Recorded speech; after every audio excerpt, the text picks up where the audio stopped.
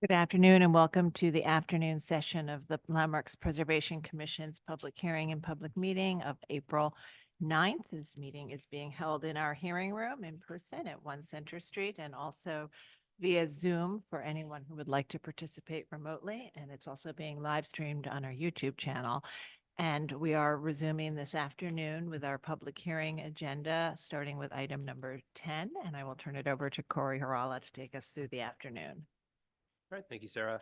Starting with public hearing item number 10, that's LPC 24-07375, an application for a certificate of appropriateness in the Borough of Manhattan, Block 1143, Lot 60, 166 West 72nd Street in the Upper West Side, Central Park West Historic District. This is the neo-Renaissance style apartment building designed by George and Edward Bloom and built in 1911, and the application is to enlarge the penthouse.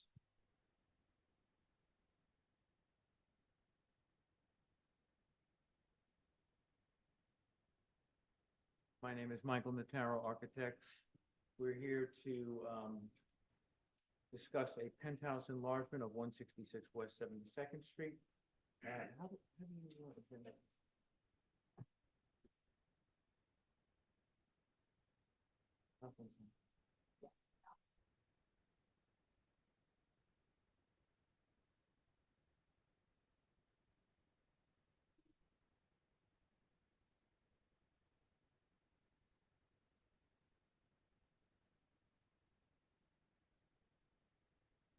So we are looking to obtain a certificate of appropriateness for the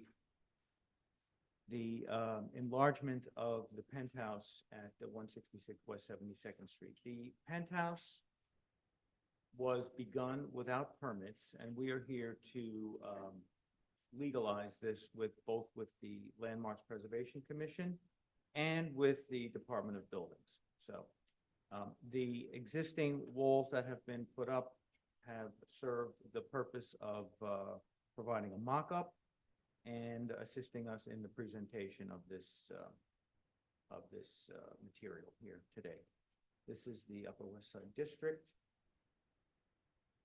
We are on the West 72nd Street at Amsterdam and Broadway, where everything meets. And this is the building is a George and Edward Blum building, built in the Neo-Renaissance style, and it is most of the detail appears to be intact. The addition, the enlargement of the penthouse, is geared to providing a larger apartment in apartment 12C. So 12C is an awkward one-bedroom apartment right now, and the idea is to create a larger family-style apartment so that 12C could enjoy the additional space. And in doing this, we would be combining two unused servants' rooms that are on the roof. These rooms have been unused for decades. They're in terrible disrepair, and it's the intent is to take the floor area in these rooms, add a little bit of floor area in new construction, and create this penthouse enlargement. This is a slide that shows the location of the maids' rooms, the servants' rooms on the left. This is the condition. The pink room is the room that is on the southern end of the roof, and the green shows the location of the addition, the enlargement, and there is a second room at that location as well that is sort of enveloped by the penthouse enlargement. The penthouse enlargement is not visible from the primary facade. It is highly visible from the secondary facades at the east and the west, and it is not visible from the street at the south, but of course it is visible from other buildings in the area at the south. This is the historic photograph of the George and Edward Blum building at 166 West 72nd Street. Very attractive building. Most of the detail is intact, and it's very, very nice to see that. On the left, we see the existing condition as it was in 2022. On the right, we see the construction that was started, which we're referring to as the mock-up at this point. This is the east elevation, the east facade of the building. The walls that we see here will be coplanar with the brick inside the court, and as it gets closer to the water tank, it veers away from the wall. The rest of the portions of the penthouse enlargement set back from the south facade on the right and the west facade that we're seeing here in elevation. The left-hand photo in this slide shows the 2022 condition before the penthouse enlargement took place. The right-hand photograph shows the penthouse enlargement massing as it is proposed. You can see the remaining portions of the existing penthouse. You can see the elevator overrun and the stair enclosure portions of the penthouse in green. The intention here is to create everything in one buff-colored assembly up on the roof that is composed of the existing and the new.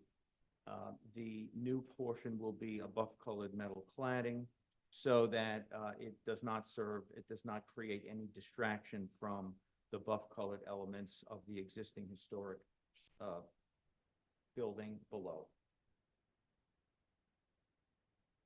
The left-hand slide, once again, shows the unused servants' rooms.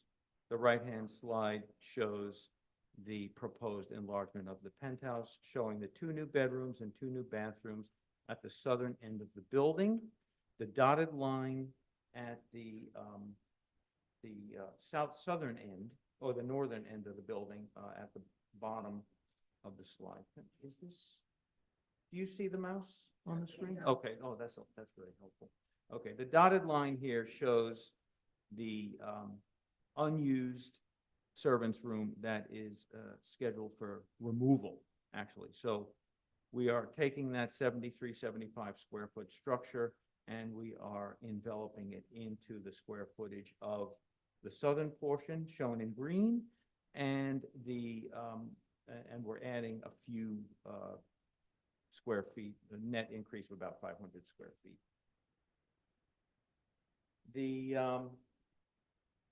This is the eastern facade proposed. We see the metal cladding. There is no interruption of the historic features other than the removal of the terracotta copings, so that we can land or end the cladding onto a cast stone style windowsill and band. And where it veers away, right about here, where the mouse is, that's where the terracotta coping would be restored. The windows that we're proposing are about 5.5 feet high by 3.5 feet wide, and they're just so they satisfy the light and air requirements. The intent is for them to look similar to the other windows in the building, again, not to create any sort of a distraction. The parapet here is, there is no parapet, and what we're doing is we're ending the roof in a simple metal edge with an open OSHA-style railing at the top for fall protection. Only we want to maintain as much daylight as possible at this location. This is the elevation of the building that faces west. The 2 bathroom windows are shown here, roughly 2 feet wide by about 3.5 feet high, and the same design elements, the same cladding elements apply here, the buff-colored metal cladding, the open OSHA railing. And note that this edge, this wall of the building sets back from the parapet, so no historic features of the building will be affected here at all. just an enlargement of the western portion. And now we are looking at the southern portion of the building. This elevation of the building, this image would be seen only from the surrounding buildings in the area, and it is not visible from the street. Again, the penthouse is not visible over through the primary facade and is only visible from the secondary facades at the east and the west, and of course the south from other buildings, but not from the street. These are just the section drawings of how the penthouse enlargement meets the building, and again, all of the area is shown on the left, and as it joins with the existing rooms in apartment 12C below, creating a larger family apartment. These are some roof shots. On the left is the bulkhead and stair entrance. Note that this portion of the roof bulkhead is destined for removal and incorporation of that 73, 75 square foot area into the newer portions. I just want to note that these purple gypsum board elements have been painted beige so that they mimic the color of the proposed color of the cladding. And I also want to note that the windows in the new proposed penthouse enlargement would match the buff-colored siding so that we are not creating any distractions to the historic elements of the building here. At this area, we're proposing where the walls meet the parapet to do a cast stone coping here that also dies into the windowsill so that it's durable and long-lasting and period appropriate. The terracotta copings would resume where the penthouse wall veers away from the parapet wall. The right-hand photograph shows the west, and this is an example of how this penthouse enlargement sets back from the west elevation. And again, over here on the left-hand photograph shows how it sets back from the south parapet wall. So no historic interruption at those locations at all. We're proposing to use an aluminum metal cladding system here in the buff colored, and we're proposing to recoat the green sections of the existing penthouse so that the entire enlarged penthouse appears as one element, again, not to create any distractions of any sort. There are other precedents in the Upper West Side area that also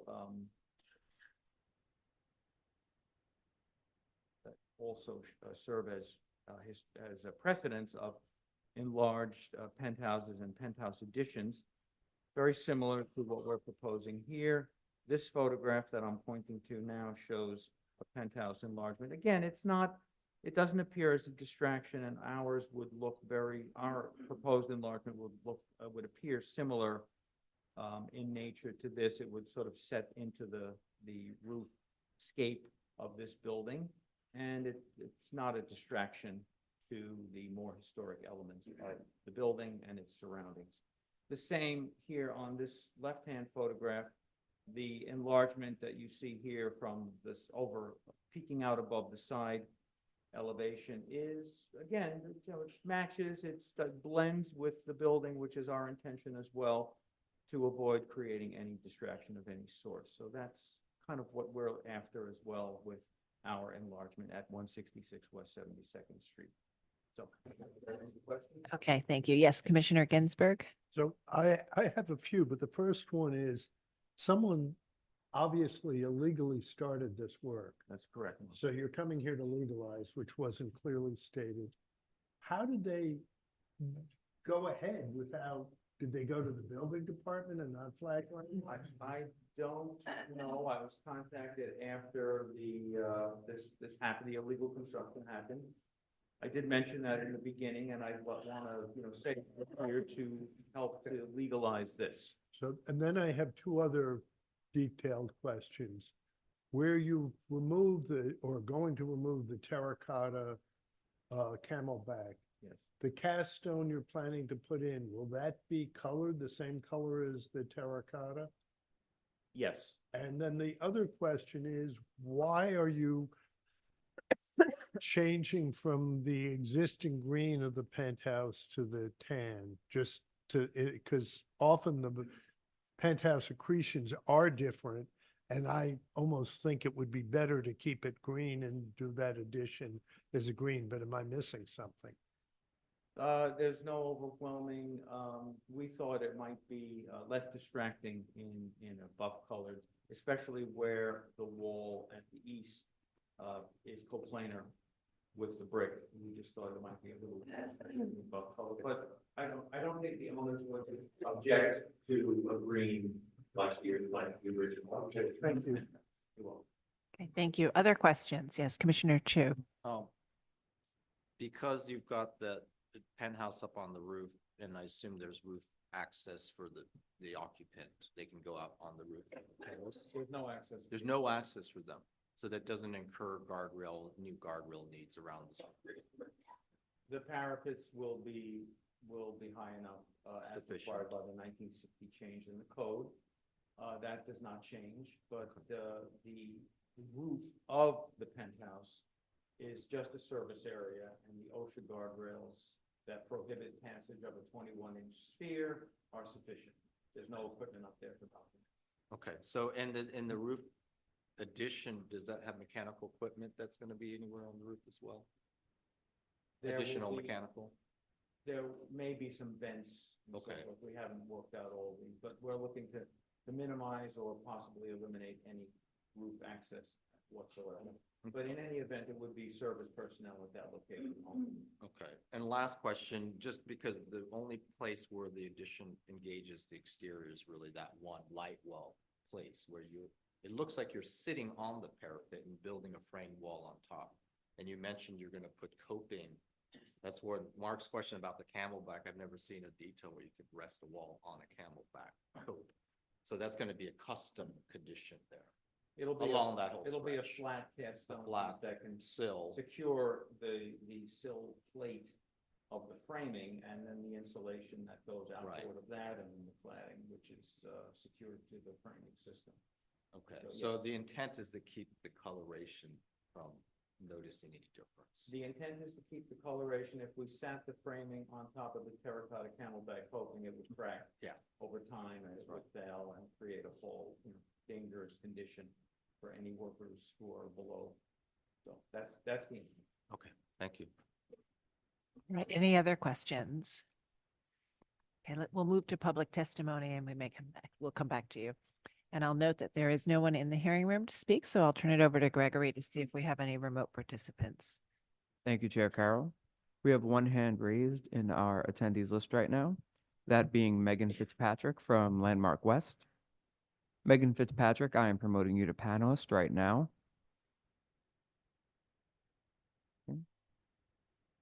Please unmute your line and state your name for the record. You will have 3 minutes to speak. Thank you. Hello, Commissioners. Megan Fitzpatrick speaking on behalf of Landmark West. The Landmark West Certificate of Appropriateness Committee vehemently opposes legalizations of work installed without LPC permits.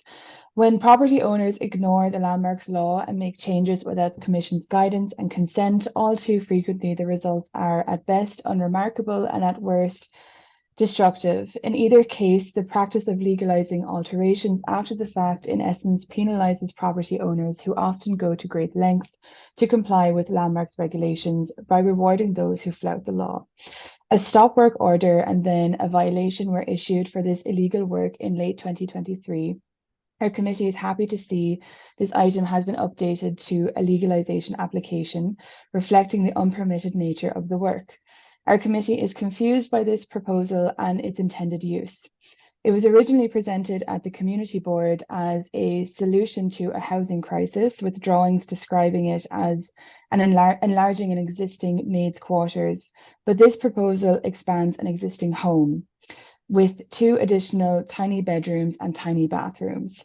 The full use is suspect, and its unclear nature might be why this work began without LPC or even DOB permits. We suggest LPC advise the applicant to tear down this illegal partial construction and start over again with a complete plan and all proper permits. Thank you. Thank you so much for your testimony. I do not see any further hands raised in the meeting, so I will note for the record that Manhattan Community Board 7 recommends approval. And with that, I'll bring it back to you, Chair Carroll. Okay. So is there anything you'd like to say in response to those comments? You're welcome to if you'd like.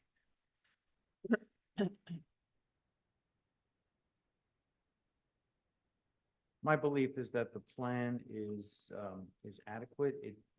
It involves an interior staircase to connect the vestibule area of the unit in 12C to the 2 bedrooms and 2 bathrooms added onto the roof, incorporating the 2 servants' rooms and making use of the existing floor area. And the design is attempts to be period appropriate with similar type of double hung windows, similar coloration, and it attempts to create the minimal distraction possible associated with this enlargement. And tearing it down and starting over again is, I don't know what I don't see it as being a productive venture. I think the design is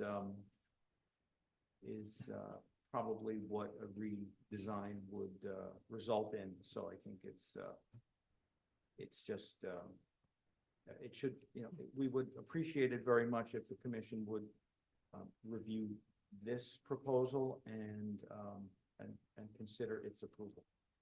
Okay, thank you. Commissioners, any final questions?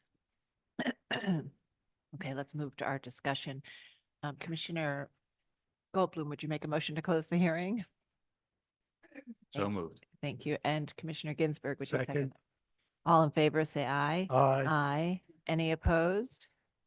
Okay, the hearing is closed and we'll begin our discussion. And just on the subject of violations and the process to address them, when work occurs or starts without an LPC permit, the way that an applicant cures that is by filing an application to legalize. And to the extent that the work meets our rules or fits in with routine types of approvals, the LPC may find it appropriate, and that addresses the violation. To the extent that it is not work is not appropriate, we often ask for substantial changes and have had, in fact, even requested that rooftop additions be disassembled because we found them to be inappropriate. So our job is to look at the work as if it were coming in as a proposal and whether or not we would find it appropriate. And so I think there's no need to demolish it and then come back with an application for something very similar. We should look at what is before us, and we should make a determination on appropriateness. And just to sort of tee it up, I will say that we have in many applications for rooftop additions in this particular district seen and learned about the history of these early 20th century apartment buildings, which historically often featured rooftop accretions, including 1-story setback penthouses, either sort of utilitarian or for maids' quarters or other uses. But and so with that as the background, the commission has approved many rooftop additions that do poke up over the side or that you see over an undeveloped side facade. And similar to the examples the applicant showed. So that helps with the discussion. And so this is a proposal to enlarge the penthouse. On one side, it stands clear of the parapet wall. On the other side, it would engage it. with a new cast stone sill with the color to match the terracotta coping. And the proposal is to clad it in metal in a buff color to relate to the secondary facades. So we'll begin our discussion. Commissioner Master, would you start this one? Sure. I think that the question of visibility, I do believe that what they have is somewhat visible. However, I don't think it's significantly more visible than what was there before. And I think that there is visibility all along, these rooftops. So I don't find that to be excessive. In terms of the massing, given the size of this apartment building, I don't think it overwhelms. I think that they had agreed to, my understanding is to kind of blend it so that it be even less visible. I think that's a positive. And then the fenestration pattern, I think, is also acceptable and goes along with the rest of the building. So I can find this appropriate. Okay. Commissioner Chapin? I think that, trying to look at it from the standard of what would we have approved it, I think that I agree with much of what Commissioner Masters just said, that, there was already something there. It is typical to see this kind of accretion.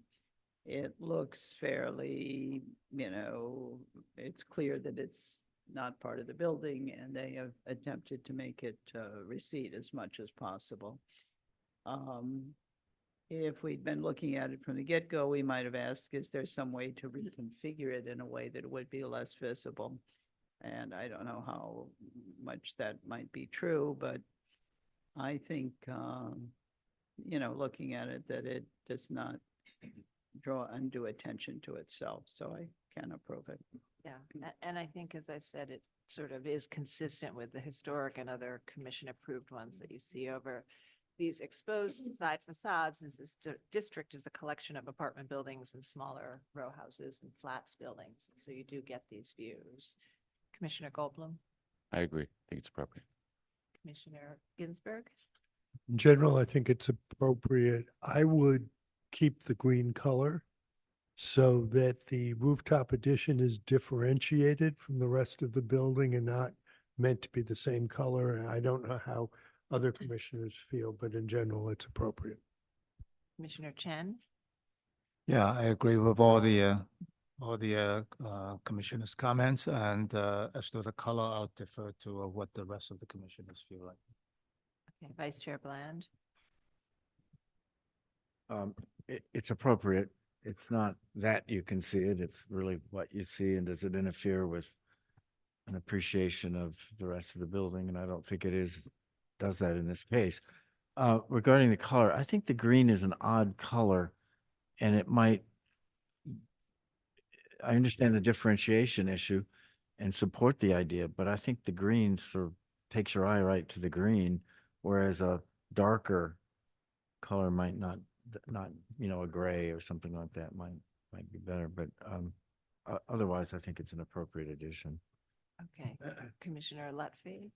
I think it's appropriate for all of the reasons other commissioners have discussed, and I think the buff color is better, works a little better, because I think it just makes part of it disappear. Commissioner Chu. Yeah, I think this is appropriate. I would just say that the rendering is not really accurate here because it's being listed here in the documents as standing seam, which would create vertical lines. Yeah. And that might be enough difference, I think. That's true. Those would be perceptible. So, okay. And I think, and I do appreciate the question of the color and how you can differentiate it, but it does seem like most people are comfortable with the buff, right? Okay. All right. So we'll go ahead with a straight approval. Commissioner Master, would you read the motion? Sure. In the matter of LPC 24-07375, 166 West 72nd Street, Upper West Side, Central Park West Historic District, a neo-Renaissance style apartment building designed by George and Edward Blum and built in 1911. I recommend approval, finding that the proposed work will not damage or eliminate any significant architectural features, that the existing one-story penthouse and elevator bulkhead are already partially visible from oblique angles along West 72nd Street, and therefore the proposed enlargement will not appreciably change the appearance of the building. That the presence of a sizable penthouse is consistent with the historic massing of the building and other large buildings within the historic district. That the one-story height of the penthouse enlargement will approximate the existing height and will be in keeping with a variety of conditions found at the roof, including a water tank, bulkheads, and other utilitarian accretions, and will be seen within this context. That the proposed addition will be simply designed, modest in scale, and set back from the building's primary facade, which will help to differentiate it from the original structure and support the primacy of the solidity and massing of the building. That the proposed addition will be clad in a matte beige metal, and the existing penthouse will be painted to match, helping it recede from view. That the fenestration pattern and finish at the penthouse will relate well to the fenestration throughout the remainder of the facade, and that the proposed work will not detract from the special architectural or historical character of the Upper West Side Central Park West Historic District. Right, thank you. Commissioner Chapin, would you second that motion? Second. Chair Carroll, Aye. Commissioner Bland, Aye. Commissioner Chapin, Aye. Commissioner Chen, Aye. Commissioner Chu, Aye. Commissioner Ginsburg, Aye. Commissioner Goldblum, Aye. Commissioner Lutfi, Commissioner Master. Aye. With 9 in favor, none opposed, the motion passes. Next item is public hearing item number 11, LPC 24-06 vacation for a certificate of appropriateness in the Borough of Manhattan, Block 1200, Lot 31, 262 Central Park West in the Upper West Side Central Park West Historic District. This is a neo-Renaissance style apartment building designed by Sugarman and Berger and built in 1927 to 28. And the application is to install a louver.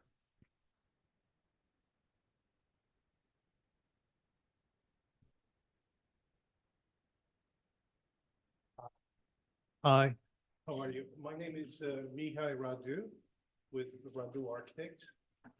And I'll have to apologize that I'm taking your time with our project. Our project is 262 Central Park West, and it's an interiors project. It's basically combining two offices, doctor's offices, into one.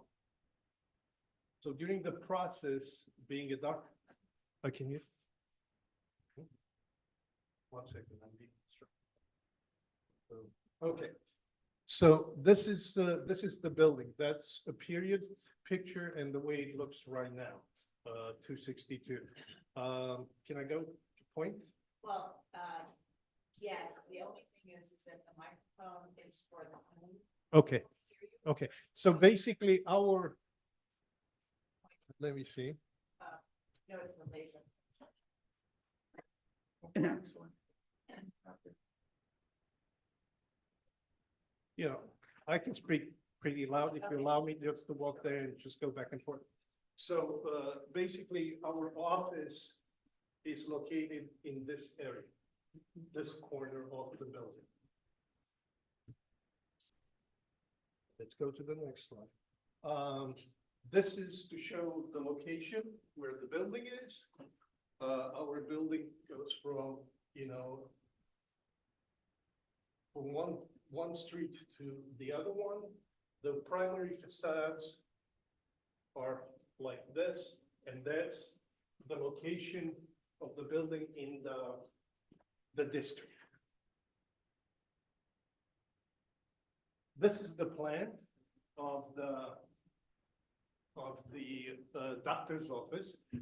The main entrance is right here, and that's where the offices were divided. There was one doctor's office here and another one on the other side. And another doctor just bought the two units and combined them into one. You tell me if I'm going too fast. Okay.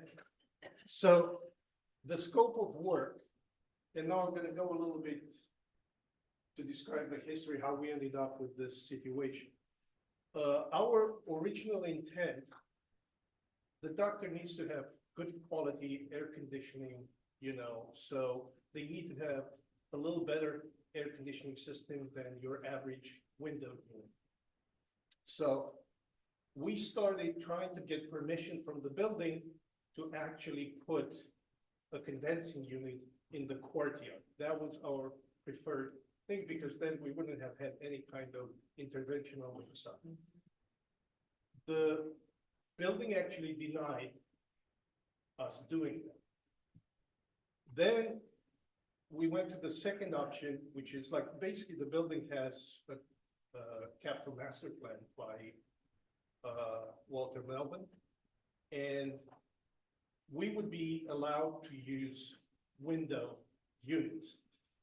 But we looked at that and we would ended up with like about, 12 window units. And they will not satisfy the quality and the noise for the office. So then we looked at the third option, which is to have like one unit which will serve the entire, two offices, the combined offices. And we actually thought that that would be actually aesthetically a little bit more pleasing than having so many units in the windows. So we looked at the original plan, master plan, and we put a louver in one window, which is reversible. If somebody wants to take it out of the way, it's exactly the same type of window. I think one of the things which we were discussing when we were doing this was that I think that should have been taken into consideration in the original master plan, because this is a commercial level. So they're all doctors' office. So sooner or later, that would have happened. So if you have any questions, just please let me know. So here we tried to do a rendering of the existing situation. The upper one is the way it is right now. The lower one is with the proposed louver.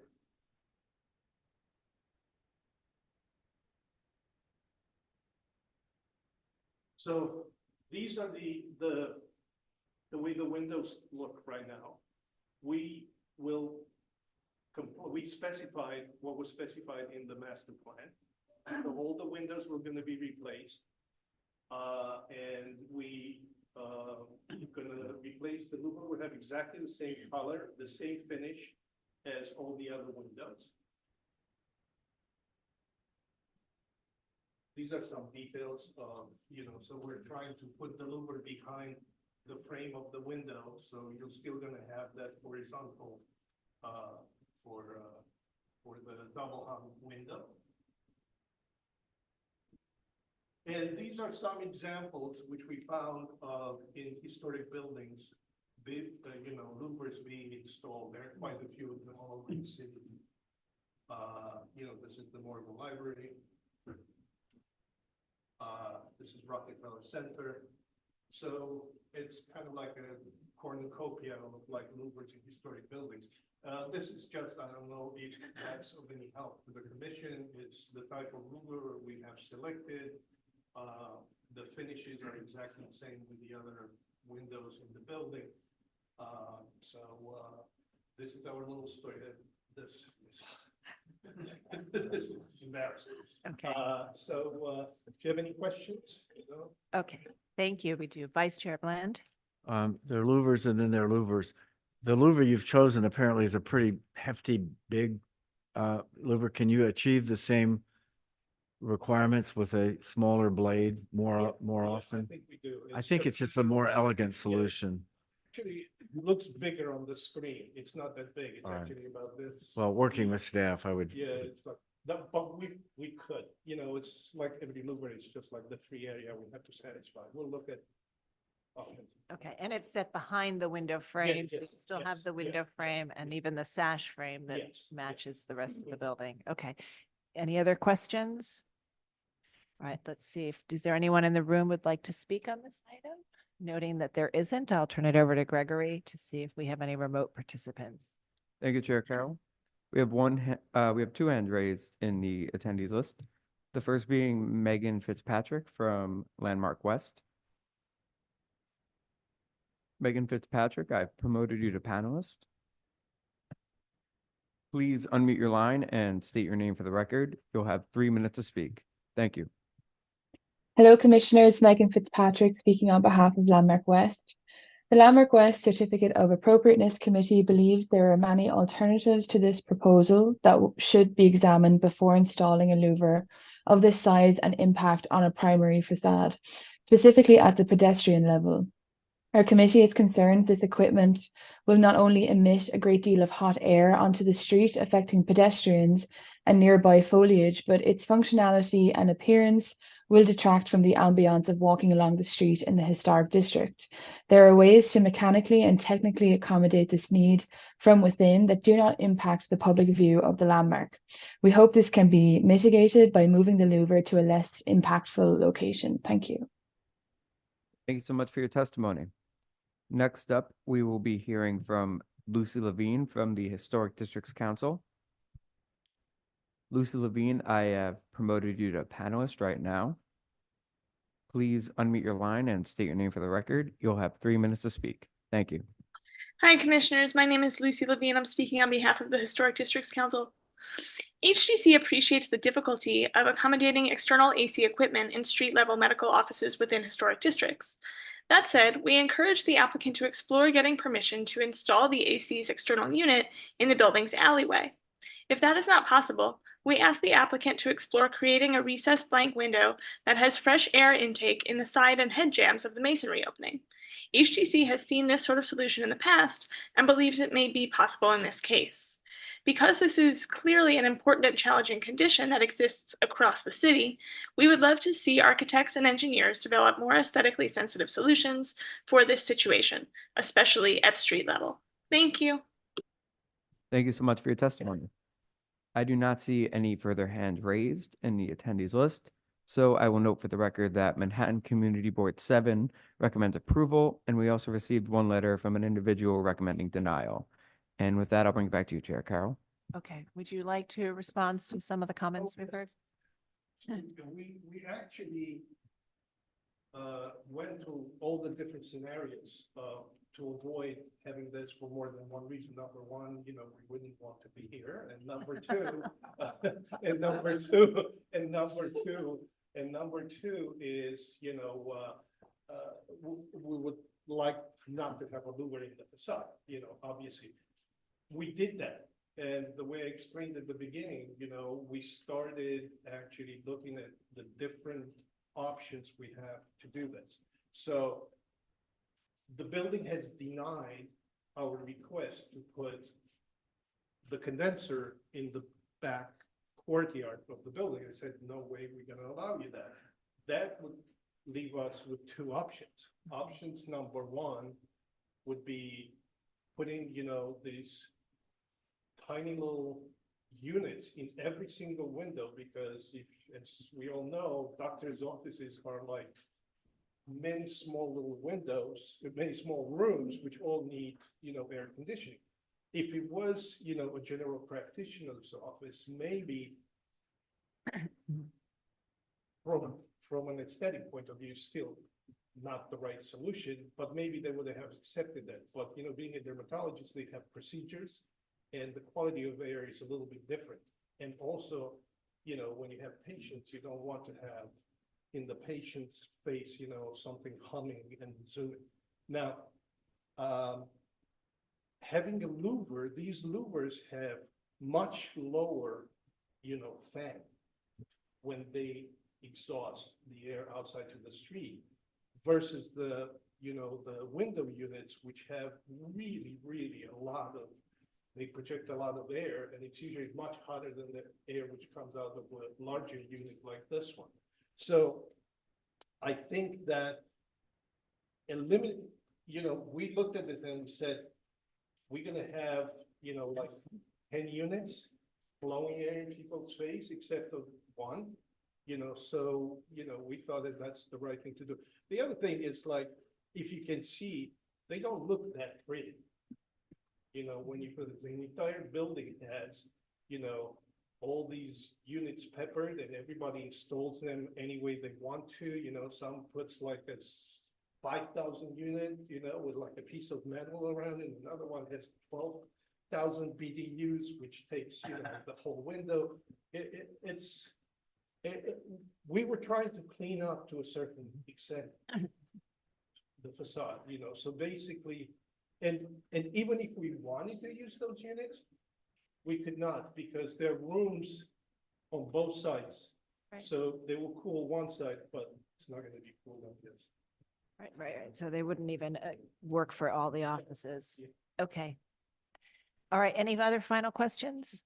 All right, let's move to close the hearing. Commissioner Ginsburg, would you make a motion to close the hearing? So moved. And Commissioner Chen, would you second that motion? Second. All in favor, say aye. Aye.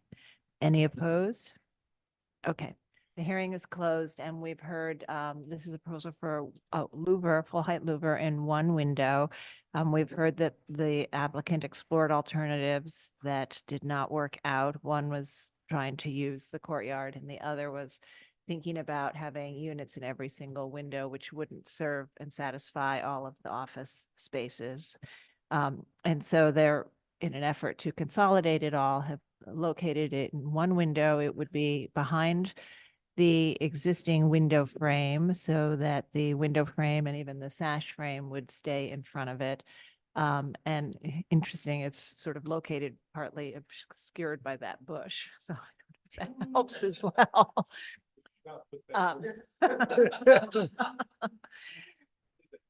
And the commission has on occasion, we have had to deal with mechanical needs and have approved full height louvers before. So with that, we'll start our discussion. Commissioner Lutfi. Start this. Okay, first I want to thank the applicant for the very thorough investigation you did to reach this this proposal, which to me is, minimally invasive, I'm going to use that word, on a lot of levels, both in terms of the look and feel of the facade, and also in terms of just the impact in terms of what the client is trying to accomplish here. So I think this is approvable. I mean, it's reversible, which is very important. It's done within the constraints that the building gave you. It's installed behind the window frame and the sash frame. So it's set back. I do think that Fred had a good recommendation, which is to work with staff on, the thickness of the blade so that the impact is as minimal as possible. And it's great that you're, working within the same color frame as all the other new windows that have gone in. Great. Commissioner Chu, I agree with everything that Jeannie said. Commissioner Master, Appropriate. Commissioner Chapin. It's appropriate. Okay, Commissioner Goldblum. Agreed. They might consider a lighter color for the louvers as well, just so that the frame pops out a little bit. Okay. All right. Any other thoughts on it? I agree with, Okay, and on the color too. yeah, I think Okay. that's a good suggestion. All right, so why don't we go ahead and make a motion to approve it with the condition that they continue to work with staff on the size or the thickness of the louver, the blade, and the final color of the louver. In the matter of docket 24-06882, 262 Central Park West, the White House Apartments, Upper West Side, Central Park West Historic District, a neo-Renaissance style apartment building designed by Sugarman and Berger and built in 1927 to 28. The application is to install a louver. I note that the building style, scale, materials, and details are among the features that contribute to the special architectural and historic character of the Upper West Side, Central Park West Historic District. I recommend approval, finding that the large scale of this building can support the presence of a full window louver at the first floor, that the building has a tall water table, and the location of the louver above the water table will reduce the visual impact of this installation on the streetscape, that the proposed installation will be reversible and will not cause damage to the window opening or any significant architectural features of the building, that the proposed full window louver will be installed behind replacement sash with profiled brick molds and will be finished to match windows throughout the building, thereby reducing the visual impact of the louver within the building's overall fenestration, and that the work will not detract from the special architectural and historic character of the building or the Upper West Side Central Park Historic District. I recommend that the applicant continue to work with staff to explore the thickness of the louvers and also to work with staff on the color. And Commissioner Chu, would you second that motion? Second. All right. Carol, Aye. Commissioner Bland, Aye. Commissioner Chapin, Aye. Commissioner Chen, Aye. Commissioner Chu, Aye. Commissioner Ginsburg, Aye. Commissioner Vogel, Aye. Commissioner Lutfi, Aye. Commissioner Master. Aye. 9 in favor, none opposed, the motion passes. All right, that's approved. Thank you. Thank you. We'll move to the next item. Next item is public hearing item number 12, LPC 24-06886. An application for a certificate of appropriateness in the Borough of Manhattan, Block 2134, Lot 8, 613 West 155th Street in the Audubon Terrace Historic District. This is a neo-Renaissance style institutional building designed by Charles P. Huntington and built in 1904 to 08, and a neo-Renaissance style institutional building designed by H. Brooks Price and built in 1923 to 30. The application is to extend the installation of temporary artwork. Okay, Commissioners, the applicants have entered the hearing. Jennifer, you now have control of the presentation. You can advance the screen using your arrow keys or your mouse. Please state your name for the record and you may begin. Good afternoon. This is Margaret Connors McQuaid. I'm Deputy Director at the Hispanic Society, and I'm delighted to be here, albeit virtually, with Jennifer Weisenhunt from Buyer Bell. For those of you who are not familiar with the Hispanic Society, we're located on Broadway between 155th and 156th Street in Upper Manhattan. The museum was founded in 1904 by Archer Milton Huntington, who set out to build a collection dedicated to the art and culture of the Hispanic world. And today the collection is considered unrivaled in the world, covering periods from ancient Iberia to the early 20th century, as well as important works in Latin America, the Caribbean, the Philippines, and Goa and India. As many of you know from previous presentations, we've been focused on updating our buildings for over 15 years now. Last year, we reopened our signature spaces in the main building, and for the first time, made our galleries accessible to all members of the public, which was really a big priority for us. We've also been working on activating our outdoor spaces on Audubon Terrace, and the photo on the lower left you'll see is a temporary installation by Marta Chilindron, which was part of an open call last summer with the Northern Manhattan Art Alliance. But today we're coming to you with another installation on the upper terrace of a work from the Cisneros Foundation, which has been loaned to us, titled Penetrables by Venezuelan artist Jesus Soto. And I'm going to turn you over now to Jennifer, who will go through some of the details and our specific request. Thank you. Thanks, Margaret. Hi, everyone. Good afternoon. My name is Jennifer Wisenhunt, and I'm an architect at Buyer Bell Architects. This afternoon, we're both really happy to be here with you to present this outdoor artwork installation project at the Hispanic Society.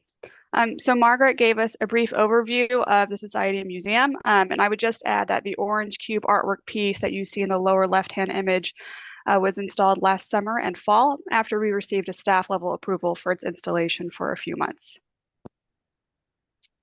Now here we see a site plan of their entire campus. As you can see, the museum occupies 3 buildings on the historic Audubon Terrace between 155th and 156th Streets west of Broadway. The terrace was designated in 1979 as part of the Audubon Terrace Historic District. Now our application and focus for today is a piece of outdoor artwork named Penetrable by Jesus Soto. The piece is currently installed on the campus's upper terrace, centered in front of the museum's east wing of their main building. That is right here, if you can see my mouse. It was initially installed in June of last year after we got staff level approval last May for a 1-year installation period.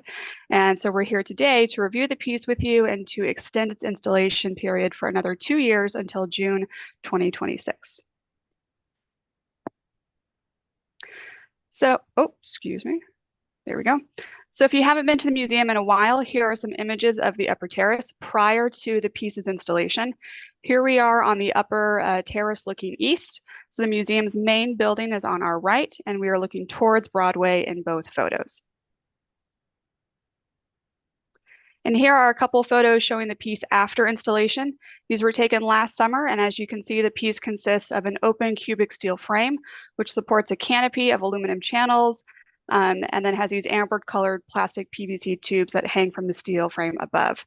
And one thing that we think is really great about this piece is that the viewers are able to walk through the piece, interact with the tubes themselves.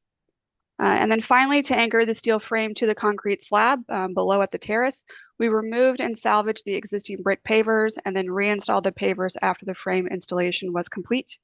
And where needed, new pavers that match the existing were cut to size and installed to fit around the new steel frame. Once the piece is removed, the salvaged brick pavers will be reinstalled to match the existing paver setting pattern. And last but not least, we think the piece is a wonderful addition to the museum and really helps activate the terrace, as Margaret said, and draws visitors into the museum. And we hope you feel the same. Thank you for your time. Thank you very much. Do we have any questions on this one? Okay, I don't see any questions, and I don't think we have anyone in the room to speak on this item, so I'll turn it to Gregory to see if we have any remote participants. Thank you, Chair Carroll. We did not receive any signups beforehand, and I do not see any hands raised. So I will just note for the record that Manhattan Community Board 12 recommends approval, and I will bring it back to you, Chair Carroll. Okay. All right, thank you. So we have support from the community board and no other testimony. Are there any final questions, commissioners? Okay, let's move to close the hearing and begin our discussion. So Commissioner Ginsburg, would you make a motion to close? So the hearing? moved. Commissioner Chen, would you second that motion? Second. All in favor, say aye. Aye. Aye. Any opposed? Okay. We'll begin our discussion, and this is a bit of a technicality. The staff is authorized under the rules to issue permits for temporary installations for up to 1 year, as long as there is a plan and schedule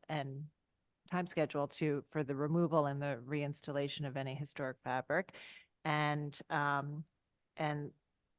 so in this case, the application is, and they already received a staff level permit for that 1 year, but now they are seeking to extend it another 2 years. So it is no longer eligible for a staff level approval, but that would be the same installation and the same criteria and parameters.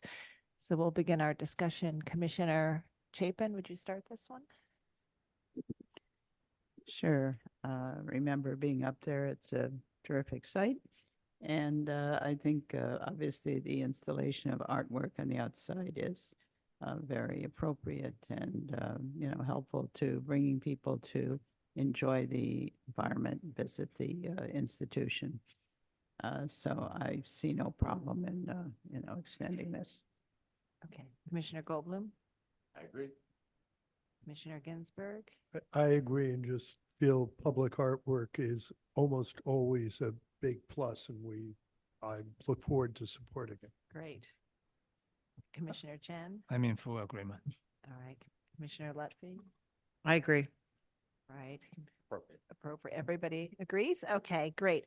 We'll go ahead and make a motion to approve. Okay.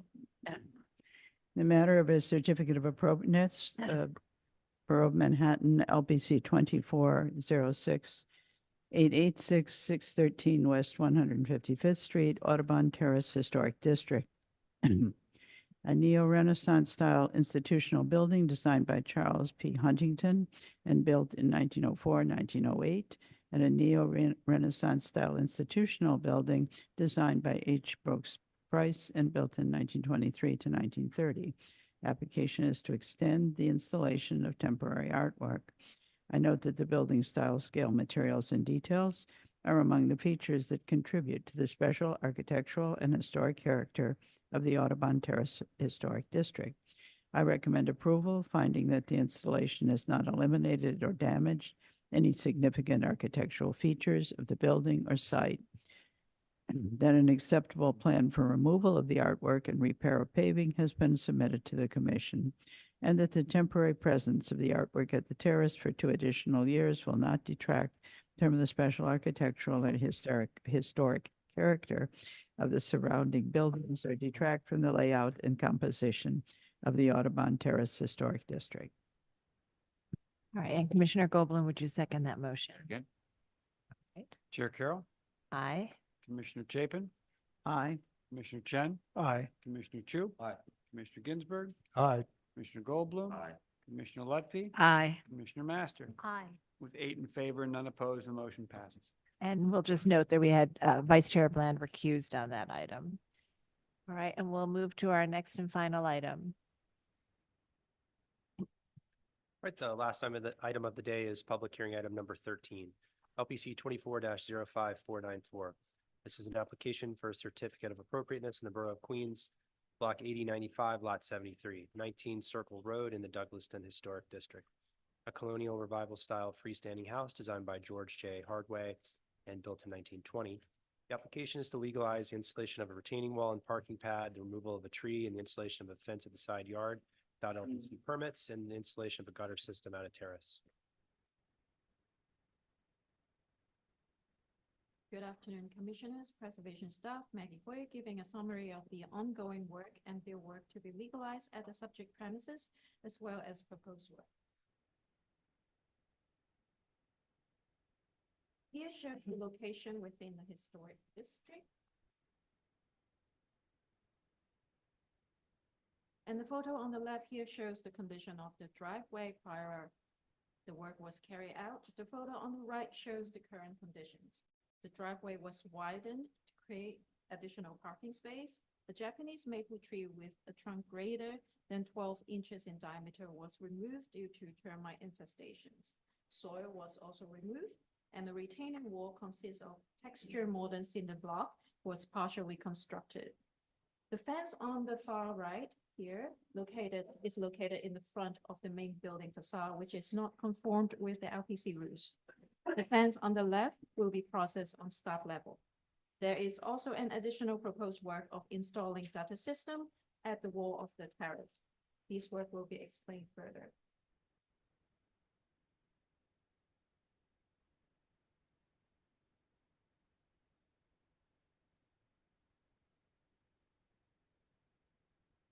Here is the 1940s text photo on the left and the condition of the driveway before the work was carried out on the right-hand side. The width of the driveway was as wide as the garage door. Here in the front, you can see the highest part of the proposed wall will be around 5 feet and will slope down towards the side wall, which we will show the drawings later. The next 2 images shows the close-up view of the retaining wall. The new retaining wall is located in front of the existing garage wall. The owner has provided a photo that shows on the left here where there are soil, actually behind there is a concrete wall foundation behind this soil. And this photo shows the retaining wall holding back the soil. Once the wall is completed, a picket fence railing will be installed for fall protection. The following 2 pages are some architectural drawing. This one shows the site plan. And then here, the one on the left, the plans show the width of the driveway was 8 feet wide previously. With the removal of the soil, there is an additional width of 9 feet, 9 inches wide, creating a new parking pad. And on the right, the upper right-hand side, the retaining wall will be sloping down, both of them showing that, following the slope of the soil towards the sidewalk with a simple picket railing.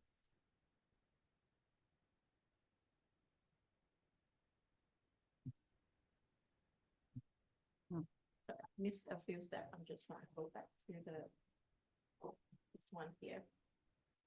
Apologize for that.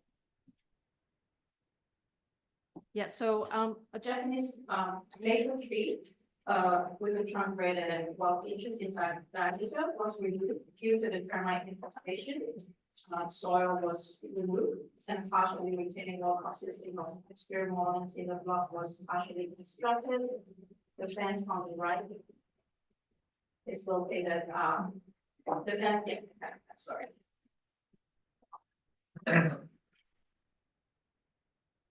Go back to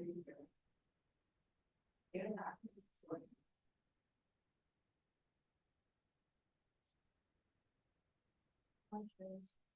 And then we about the stuff. So in this photo on the far back here, at the wall of the terrace, you can see the three scooper here, and also the existing downspout, one on the left and one on the right. So a gutter system is being proposed here. The next 2 pages shows the gutter system is being proposed to run horizontally beneath the scooper and connect to the downspout. With these 2 showing here connect to the right side. Please note that the montage of the gutter presented in white here will be coded a bronze color. And the one here on the left side will be connected to the downspout on the left side. The following 2 slides show similar condition along Circle Road and within the district. Please note on the right-hand side, the photo Circle Road, its premises also shows sloping sides.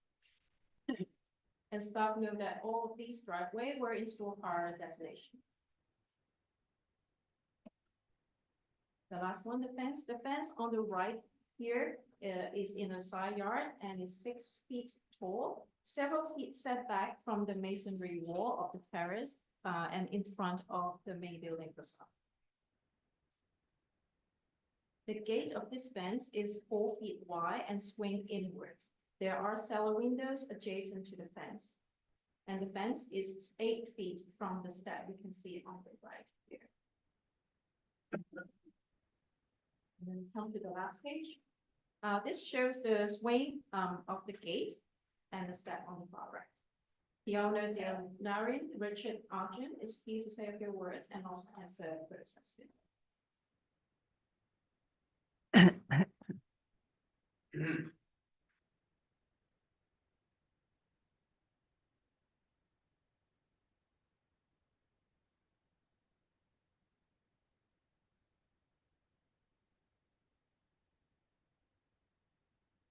Good afternoon, everyone, commissioners, LPC staff.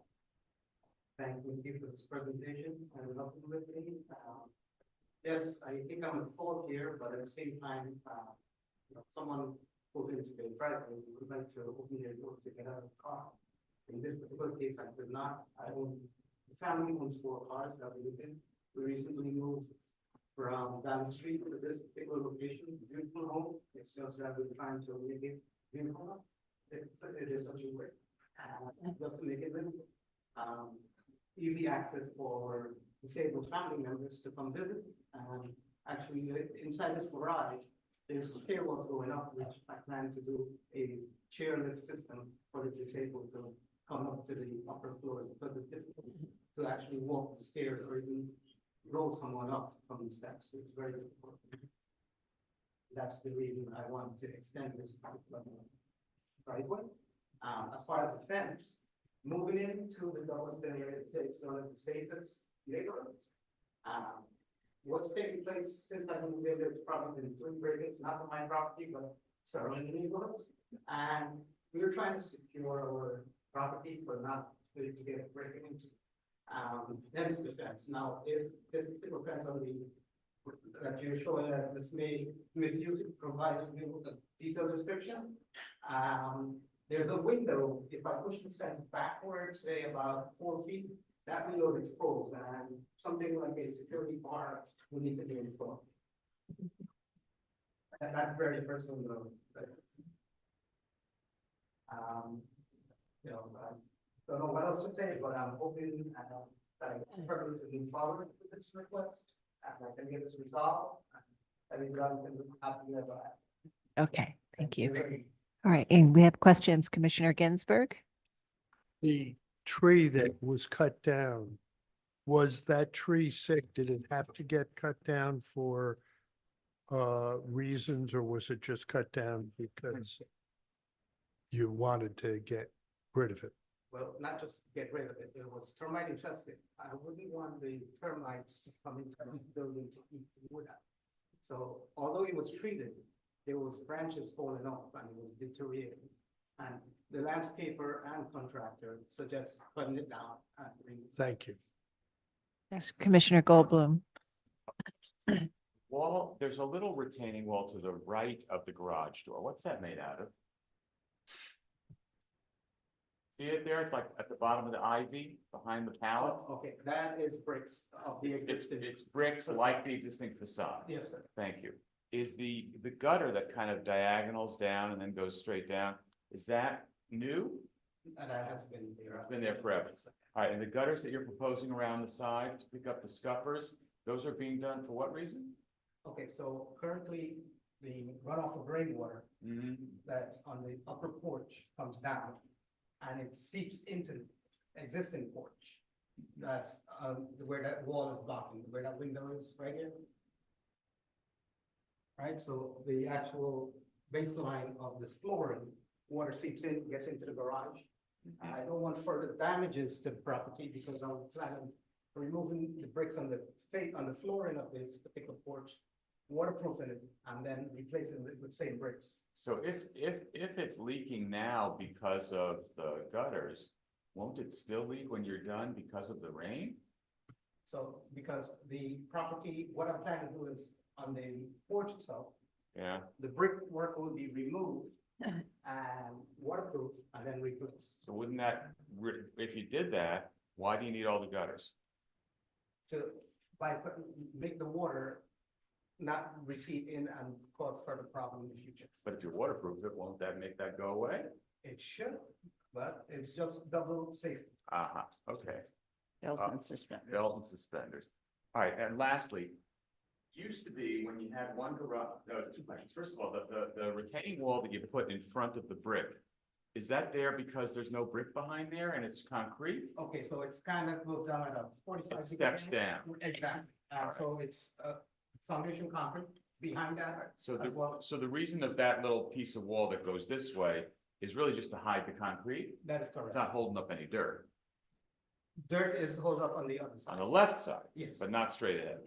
And lastly, the terrain used to come right down to the driveway. Why did you choose not to just have the terrain come down to the driveway more as opposed to making a retaining wall? The existing where the red arrow is coming down? Yeah, like have the ground follow the red arrow. I see. Okay. Would that be feasible, thus, like kind of So- restoring the original condition, kind of? True. There is cesspools within the further, left where that red arrow is further up, right? So, and then it comes up to a certain height that you cannot be on. New York City. Go ahead. Thank you. Okay, other questions? Okay, yes, Commissioner Chu. And this extension of the driveway, was that in the original application? It was extended in the construction Yeah, there was no. without proof. It was all done without approval and we've issued, I think we've taken some actions. Yeah, we've issued a notice of violation and so they've stopped work and have come in now to seek approval. Thank you. Okay. Any other questions? All right, let's see if we have public testimony and I'll note that there is no one in the room, so I'll turn it to Gregory to see if we have any remote participants. Thank you, Chair Carroll. We have a couple of hands raised on the attendees list. The first we'll be hearing from is John Graham from the Victorian Society of New York. John Graham, I am promoting you to panelist right now.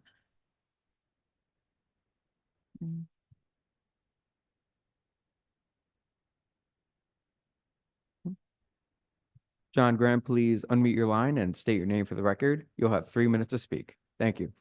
Good afternoon, Commissioners. John Graham for the Victorian Society, New York. The Victorian Society appreciates that the application description now includes all the work undertaken in violation. It should be noted, in addition, that the work is in non-compliance with the Douglas Manor deed restrictions, which have been in place since 1906. It is also in non-compliance with the LPC Douglaston Master Plan, which has been in place since 1997. The Victorian Society recommends denial of all aspects of this proposal. The master plan for this garden suburb regulates mature trees, defined as any tree with a trunk diameter of 12 inches or greater. It then states that a mature tree may be removed because such tree is dead or seriously diseased, or where such tree is causing or threatening to cause significant damage to a building, but in such a case, the application shall include a report from a certified arborist regarding the health of the tree.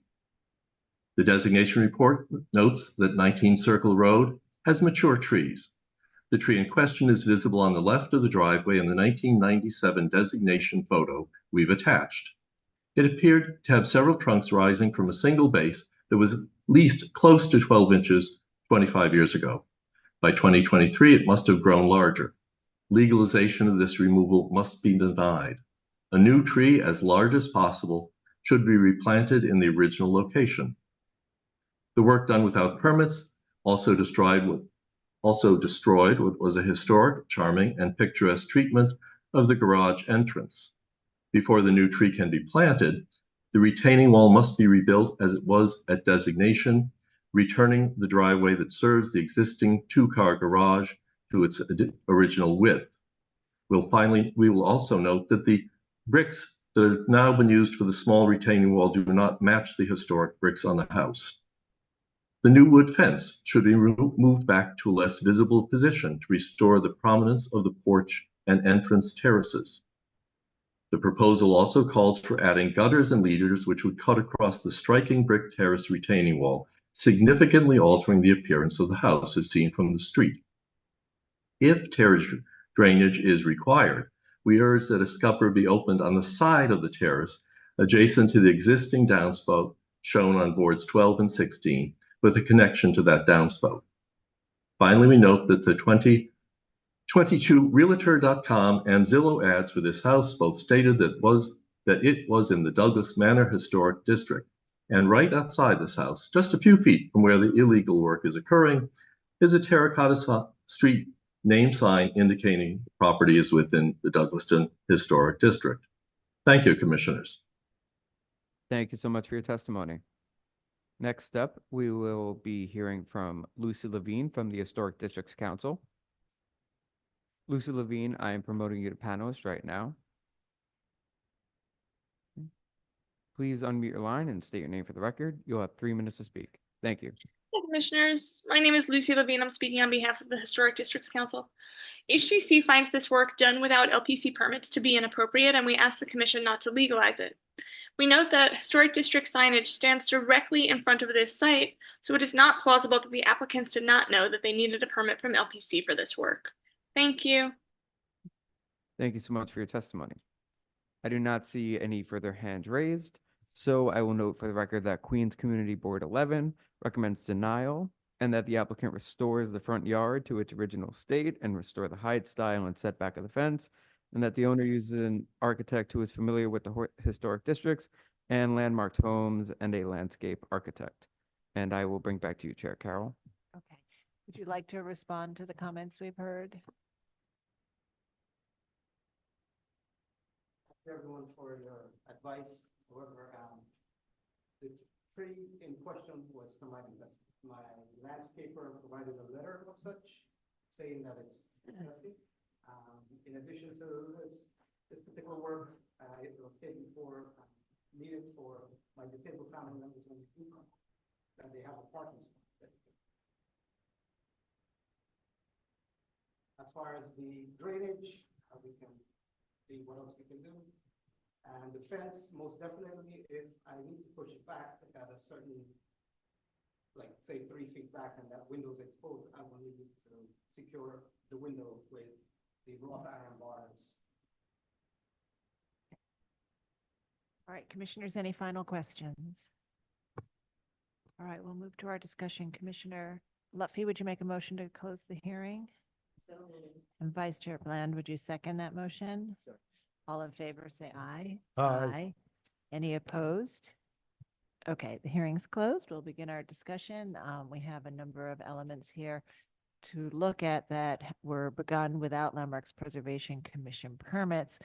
And I will say, we sort of discussed legalization in an earlier application, but it is always best, you're a property owner here now, you know you're in the historic district. It is always best to call if you're unsure and always come in first and get a permit, because without the guidance of LPC, chances are we're not going to be able to approve it as is. So the remedy is to file an application, and we look at it as if we were looking at it for the first time. And so there may be solutions that we might come up with that would be different than the solution you came up with. So it is always in your best interest to reach out ahead of time.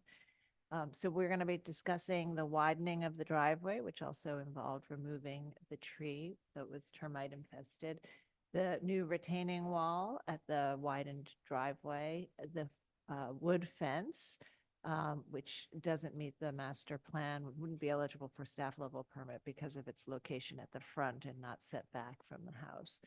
And the gutter system, and the leaders. And I think just in response to the public testimony, there was an issue about the Douglas Manor Association. And this is outside of the Douglas Manor. So there are no deed restrictions on this particular property from the Douglas Manor Association. All right, so we'll begin the discussion. Commissioner Goldblum. All right, so my personal view is that the widening of the driveway per se is appropriate. The removal of the tree sounds like maybe kind of necessary, but I think that one of the key elements of this district is its landscaping, its foliage. So I think that some compensatory landscaping elements, shrubs, trees should be put back. I think that the paving material for the new driveway should be looked at with staff and should be appropriate. I think that the retaining wall should be removed in its entirety. That material is not an appropriate material for this location, in my personal view. And it can be replaced with stone. It can be replaced with brick to match the brick of the garage. But it should not be the dry block. And I think that the applicant would be wise to try to landscape the yard such that he reduced the height of the retaining wall to the greatest degree that he could by sloping the ground similar to the way it was originally sloped. I think that the fence should be pushed back. I think it should be painted or stained a color that is darker so that it is less prominent. I think if the applicant wants to put bars on that window, he's going to have a lot more windows to put bars on, but then that little one, because you got a couple of really nice windows facing front and the door and et cetera, but that's his business with staff. I think that the gutter system is inappropriately located. The scuppers that face forward, if he doesn't like them, if they're not working, he should repitch the upper terrace so that they gutter out on the sides where you can conceal the leaders more effectively.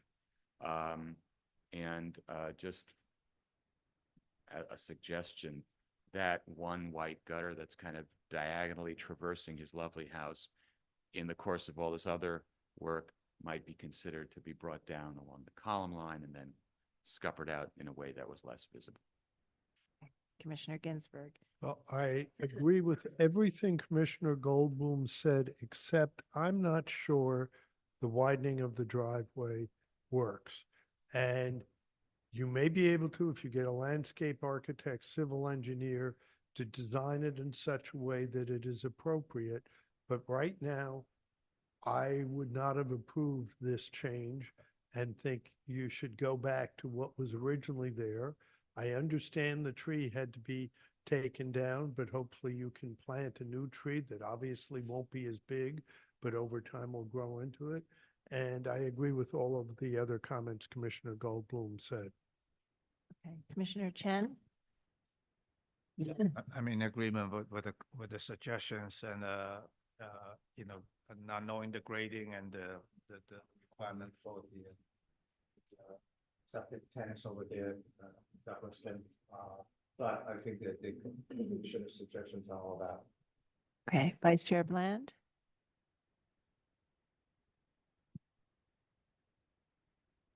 I'm in agreement. I'm sort of on the fence about the widening of the driveway. I think if he had come to us with the issue of the handicap person, we might have been persuaded that that was an okay thing to do a priori, but not the way it's been done. And I think the issue of the dry block is inappropriate and should be replaced with the brick, as Michael had said. Otherwise, I think I'm in agreement with the other issues. Okay, Commissioner Lutfi? I think Commissioner Goldblum and Commissioner Ginsburg really covered it all. It's just, I was thinking when this came up, I don't know why we get so many infractions in this particular neighborhood. It's just, We've built this into our outreach plan as well. yeah, Was that it's very- so weird. Yeah. Yep. Okay. All right, Commissioner Chu? Yeah, I agree with what Michael and Mark said. I agree with Mark on the driveway. I have an issue with the widened driveway because what was previously a really sort of nestled house in the landscape, and then looking at this is celebrating the garage in a way that I don't think it ever intended to do.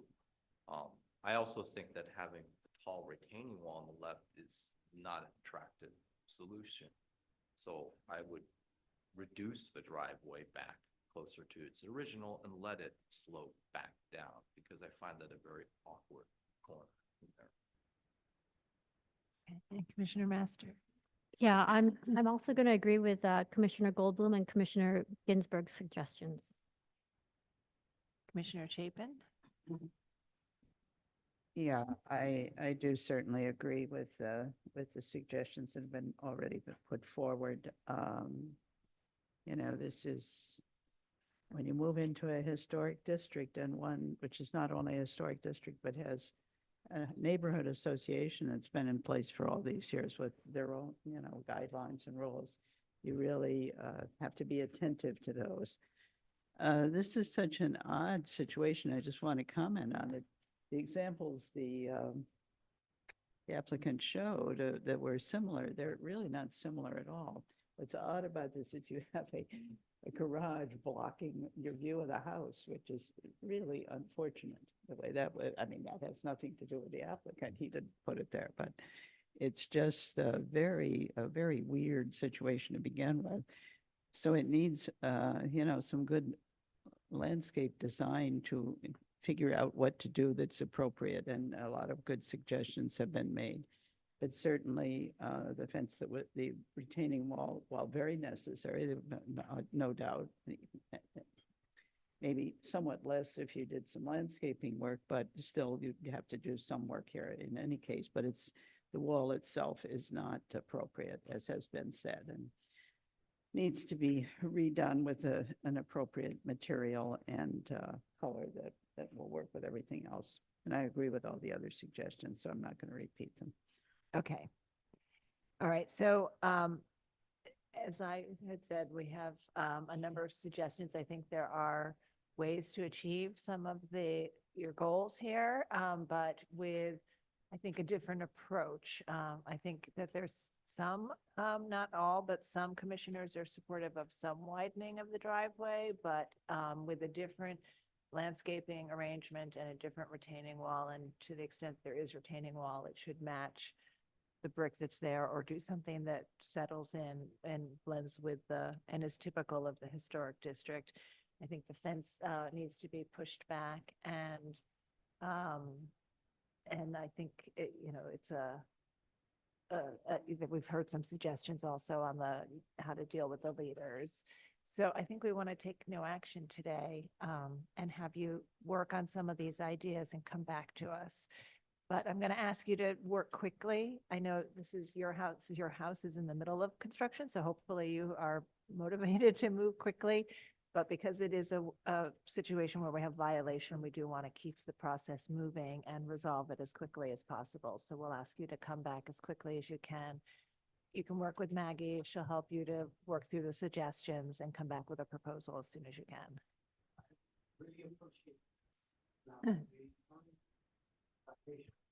Okay, right, so it's an outstanding violation, so that's why we want you to move quickly, okay?